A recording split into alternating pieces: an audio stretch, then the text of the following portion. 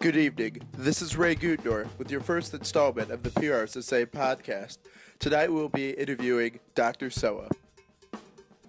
Dr. Soa, how has Prssa changed by using social media?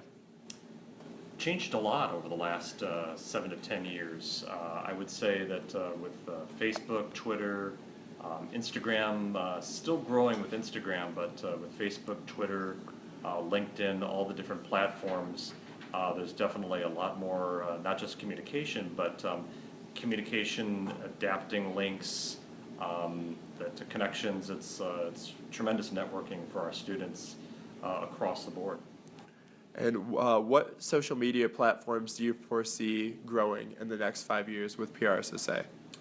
I would say Twitter, Instagram, and LinkedIn. Facebook seems to be maybe plateauing a little bit. Because a number of people still certainly use it personally, but I think in terms of growth, I see Twitter definitely, LinkedIn, and Instagram is what I perceive. And how has it changed since you first started here? Social media back then, when I first started here, was MySpace mainly. Maybe a little bit with Napster, but when Facebook launched about 10 years ago, that really started changing the dynamics of a conversation, both personally and professionally. And then with LinkedIn and Twitter, that even more professionalism.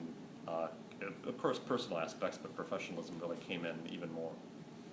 Well, thank you very much, Dr. Soa. And now back to the studios. Well, that wraps up our first podcast for Prssa. Join us next week when we interview Caitlin Ift on what it means to be president of Prssa.